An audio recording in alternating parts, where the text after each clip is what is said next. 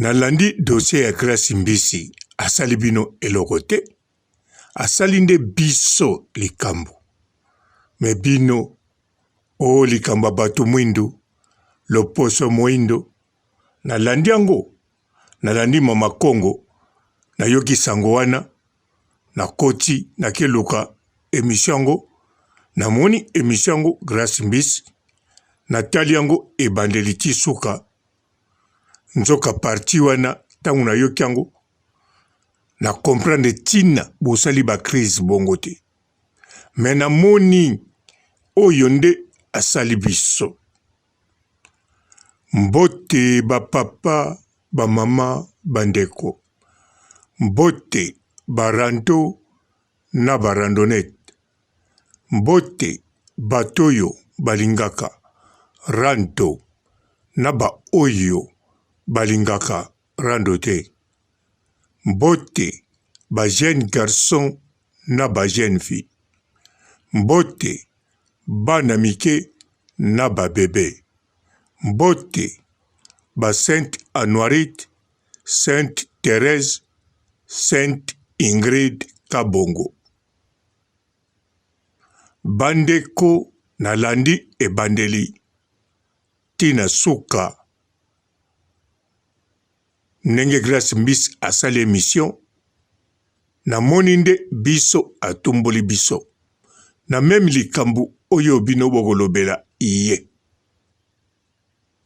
Grace Mbisi likambo etali ba produit alingaki na ye kosote, alingaki na ye kokumisa choko te. Mais soki Grace Mbisi akumisi choko, alobi makambo alobi ke mibali bolela ba meti, alobi na Congo soki mutu aza teint clair mwana mwasi mibali bakolela ye, wana atumboli nde biso po biso nde choko tobanda kolobela ngo donc ngai te. Mutu alobela choko, mutu apesa importance a choko, nanu nalobi kombo te, mais boza ko imagine mama YouTube à partir à kin choko tango pa koma kiawa mutu to atunaki ye ba produit na yo ba solution siko ndenge nini awoye alobaki bazotindele euta Congo ekoya si mabeti pat. Donc choko tango bazolobela choko kokoma te wana eza makambo na biso. Bolanda bien Grace Mbisi tango azolobela ezaki makambo teint clair bazoloba na français, mais moko Grace Mbisi akotisi kombo choko. Or que Grace Mbisi banda koloba français ne bandeli tina suka akotisi momoko te ya lingala ni ya swahili to ya kikongo. Français asololi pe bien par rapport ya ba français oyo alobelaka biso na nzela. Alors akotisaki choko. Journaliste garçon wana atuni choko c'est quoi? Heureusement fi o azalaki wana origine Sénégal alobi choko c'est un clair produit oyo akopakola. Donc tango akotisi choko parce que ayebi azotambola na la baronne na kati ya mutu. Mais na bino en tout cas atumboli mutu te eza bongo. Na les deux Congo eza bongo. Choko mutu atie mwa teint clair, oui balandaka ye.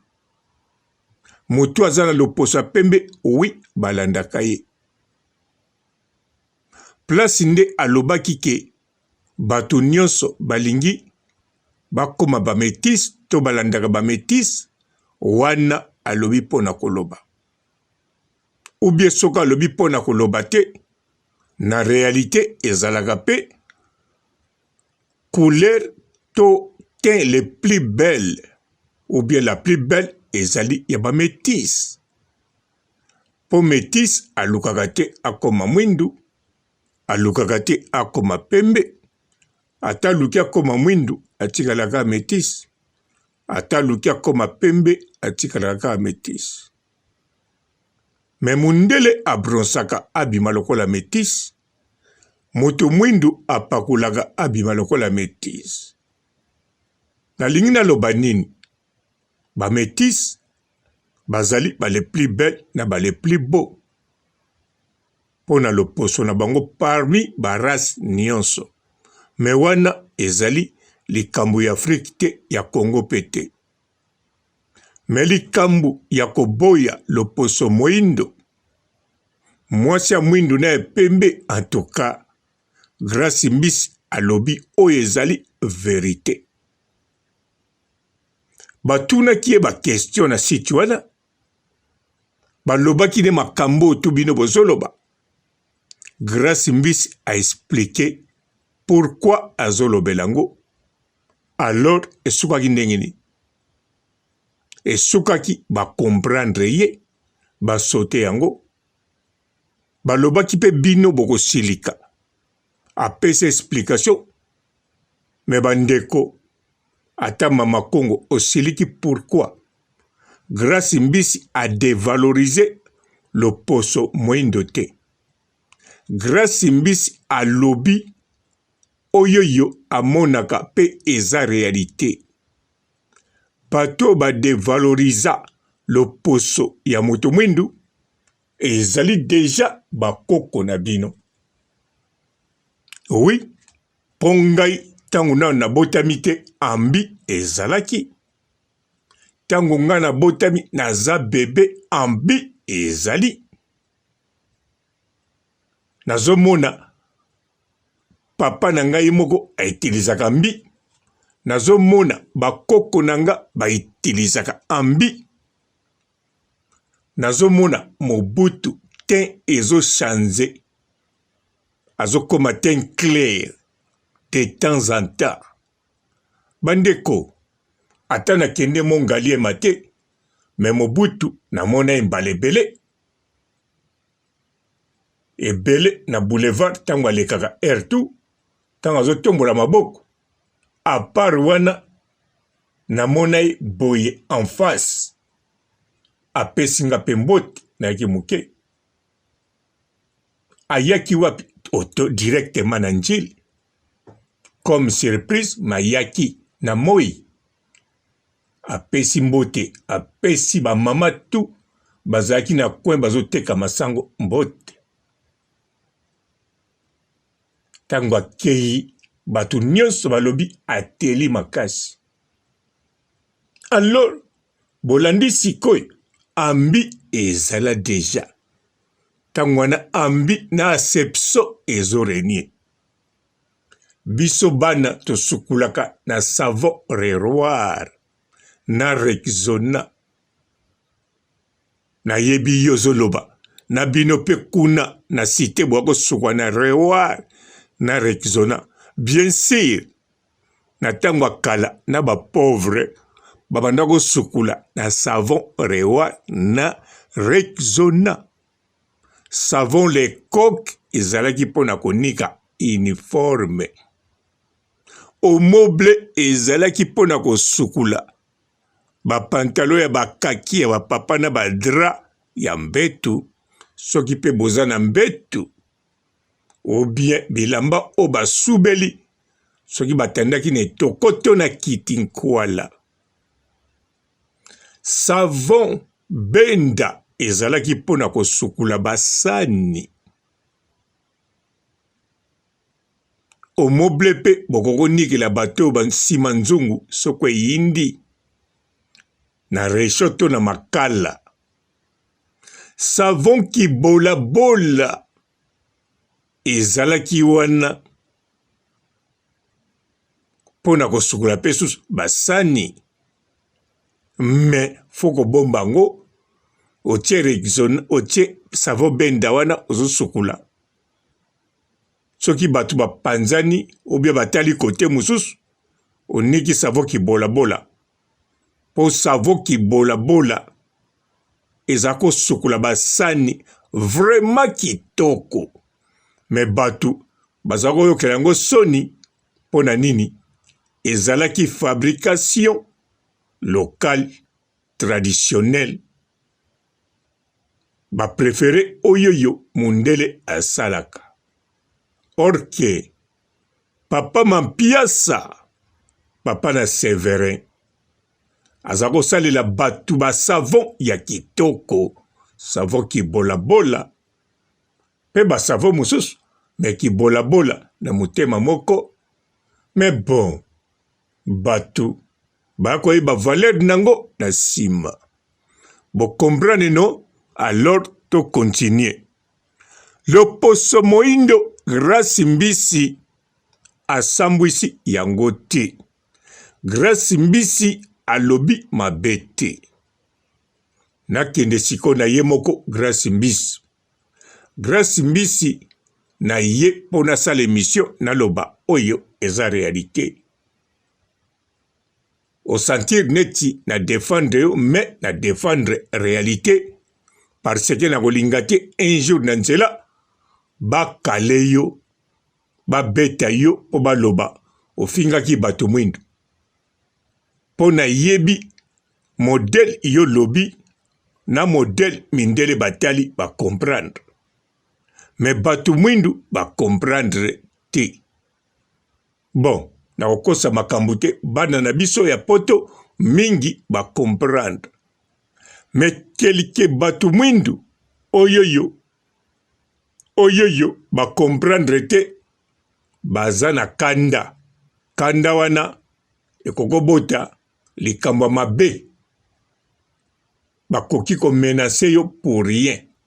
Yango asali kaka devoir na ngai na ya koloba oyo eza réel po bango bayoka. Mama Kongo deja azoyoka. Akotia nango tembe, me ebongi ayebisa baninga na ye mosusu babande la video wana to bakende tala ke bayoka na munoko na ye. Pe ba oyo batalaki video yango te bokende kotala ke boyoka na minoko mosusu. Eloko babengi haine, c'est mauvais, bozana tina bobotaka ngo te pour rien.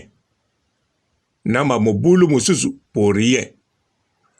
Ndeko mwasi oazalaki wana alobaki na Grace Mbisi tika koloba boye pona Afrique na bato mwindu babangaka balingi toujours le poso teint clair. Alors Grace Mbisi abongisaki maloba na ye alobaki les deux Congo. Tango Grace Mbisi abongisi maloba alobi les deux Congo, alors bato tu ba comprendre, ngai pe na comprendre. Natali pe na Congo Brazzaville, alors soki to tuni papa Sassou akoloba nanga mwana choko nde choko eza makambo. Akoloba nanga soki nga na tiki na bagarde nanga baza bato choko. Soki pe okatisi na beach okomati na maya okomona na ba policier choko.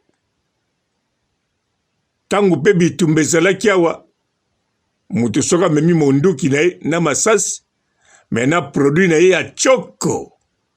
Donc tangu papa Sassou akobanda ko expliquer nga bato choko, vraiment tokoko sala 3 heures à 4 heures du temps. Surtout le kola, tomona na kala. Voire même na kolala kuna poto solola ata 2 jours. Likamba choko. Choko na les deux Congo ezali religion. Bakisa na Angola ba regressade. Voire même na bashungu. Tozwaka partia nord. Choko e koma blakite tina Luanda. Choko ezakaka choko. Kota na Côte d'Ivoire. Kobanda na Abidjan tina ba village. Choko ezeloka kosakana te. na ba journaliste na bango na ba chroniqueuse Tchoko Blaki te. Kende na Cameroun, bana ma Cameroun, na Douala, na Yaoundé, Tchoko makambu.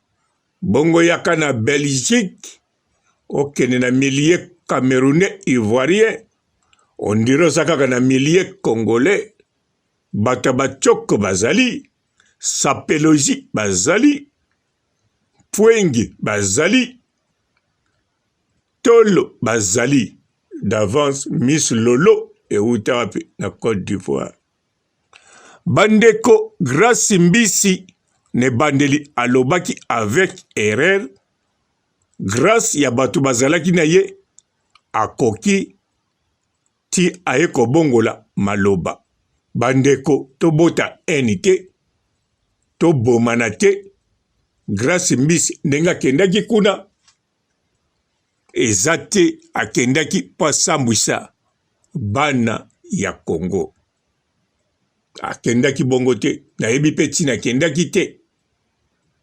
Lobande asambwisi bana Congo walataki mukalite. Sous-vêtement alataki te. Bon, eza nango mabe te kolata sous-vêtement te. Kuna pe balobaki te eza mabe. Me batunaki pourquoi olati te. Apesi ba raison na ye. Mais eza mabe alataki sous-vêtement te azo panza makolo. Yango journaliste alobaki na ye akanga makolo. Bandeko, boko kanisango je, mezalaki jete. Grâce Mbisi ndenge bavandaki wana émission ezo salama. Public ezali ebele bazo tala ye bavandi wana. Ba cameraman baza wana. Mutoyo azo sala image. Oyo azo kotsango ezo kende. Oyo azo salango azo kabola ba image ya ba kamera. Ye mutu amonaka ba image mutaliboso. Donc soka moni image to eloko moko eza mabe directement akoyebisa journaliste. Po journaliste ndenga zawana bozo mona ye avandi menalitoi alati oreillette. Oreillette wana esignalaka ye makambo. Sur les champs. Bangonde basignalaki eke grâce Mbisi alati sous-vêtement te azo panza makolo. Mbala moko ya lobaki na ye grâce olati sous-vêtement te. Grâce à l'obi, oui, à ce qui. Mais pourquoi amemiango na baje si mayebisi ye kangaka makolo? Parce que bazako mona. Wanande grâce Mbisi ayokisi biso soni. O ezali kamba mibale yango na lobi azande na problème na biso na wana. Problème mususu yango wana ake dondwa ake bima neti ye mutalobelaka Tchoko a defandaka Tchoko na kati internet nzoka la baronne mutalobela Tchoko mutaliboso mama YouTube. Mais soki na sali émission oyo ezali pona sauvende vie ya ye grâce Mbisi parce que azali en danger ndenge bozo interpréter makambo alobaki alors na cadre ya solidarité na kolinga te bosale mabe. Azali mutu, azali nécessaire na kati internet. Azala Congolais ya Brazzaville, to Congolais ya Zaïre, to Congolais ya Angola, to soki ya wapi, po ba Congolais bakoma partout. Mais aza toujours mutu. Faut kolukele mabete, surtout asali mabete, alobi pire vérité. Na le de Congo, Tchoko eza eloko mususu. Soki mutakomo tia Tchoko azalaki mwindu, ata asukulaka 3 fois par semaine, bino bokoloba na bandela. Soki mutasukulaka 2 fois par jour, 14 fois par semaine, na mukolomoko 2 fois, mukolomoko 2 fois, aza mwindu. Siko mutu mususu asukulaka 3 fois na semaine, lundi, mercredi na vendredi.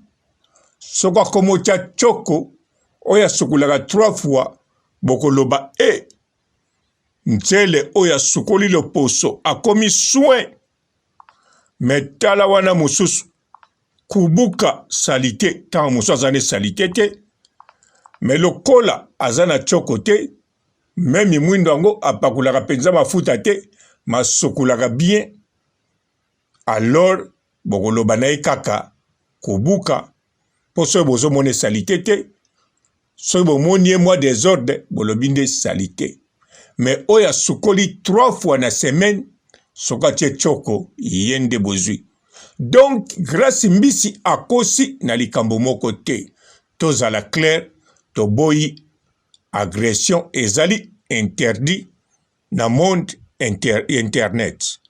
Ok, ciao.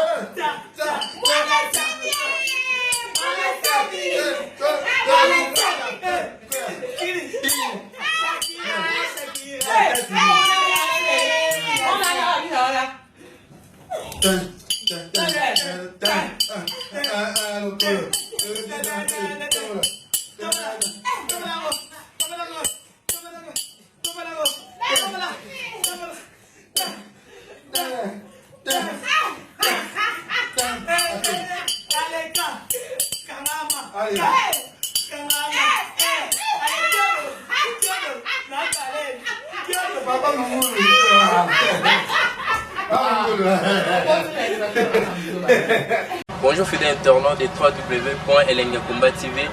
Bonjour, bonsoir, balandignon so ya Elengiakomba, Congolaise TV. Belé partout dans le monde, partout où vous êtes, partout où vous êtes, Elengiakomba TV vraiment. Bonjour, bonsoir, on a abonné fan sur Elengiakomba Congolais TV. Bonjour à mon boss, on a appelé ça vraiment un pandi. Bonjour à mon boss, JP Kiama. Je salue mon boss Balobi, boss des boss Babi, JP Kiama. Bonjour, Elengiakomba Congolais TV vraiment. Ramon Lazana, chaîne de ceux qui topo, il y a pas de JP Kiama, il boss des boss, il y a un danger. Donc, Maxime Tolo Lazaki. Il y a boss Nabiso JP Kiama, Nzamelangai, Babos Bazali, Babos Bazali. JP Kiama, le boss des boss. Na pesi d'abord bonjour, tu peux mbote belé, na mon boss JP Kiama, on a na rosa insaote. Donc on a quoi les katisana, na pesi mon boss JP Kiama, boss des boss. Bonjour fidèles internautes de www.elengiakomba TV. Bonjour, bonsoir, balandignon so ya Elengiakomba, Congolaise TV. Bon, belé, partout dans le monde, partout où vous êtes, partout où vous êtes, Elengia Combat TV, vraiment. Bonjour, bonsoir, na abonné, bafa nyonso ya Elengia Combat Congolais TV. Bonjour à mon boss, on a appelé ça vraiment un pandi. Bonjour à mon boss, JP Kiama. Je salue mon boss Balobi, boss des boss, Babi JP Kiama. Bonjour, na Elengia Combat Congolais TV, vraiment. Maman Lazana, chaîne de qui topo, il y a boss de JP Kiama, et boss des boss, il y a ni à danger. Donc, on va se mettre dans la zaki. Ya boss na biso JP Kiama. Nzambe na ngai. Ba boss bazali Ba boss bazali. JP Kiama, le boss des boss. Napesi d'abord bonjour, tu peux mbote belé na mon boss JP Kiama, wana na kozangisa ote. Donc na ko lekate sana, napesa mon boss JP Kiama, boss des boss. Bon, belé, partout dans le monde, partout où vous êtes, partout où vous êtes, Elengia Combat TV, vraiment. Bonjour, bonsoir, na abonné, bafa nyonso ya Elengia Combat Congolais TV. Bonjour à mon boss, on a appelé ça vraiment un pandi. Bonjour à mon boss, JP Kiama. Je salue mon boss Balobi, boss des boss, Babi JP Kiama. Bonjour, na Elengia Combat Congolais TV, vraiment. Maman Lazana, chaîne de qui topo, il y a boss de JP Kiama, et boss des boss, il y a ni à danger. Donc, on va se mettre dans la zaki. Ya boss na biso JP Kiama. Nzambe na ngai. Ba boss bazali Ba boss bazali. JP Kiama, le boss des boss. Napesi d'abord bonjour, tu peux mbote belé na mon boss JP Kiama, wana na kozangisa ote. Donc na ko lekate sana, napesa mon boss JP Kiama, boss des boss.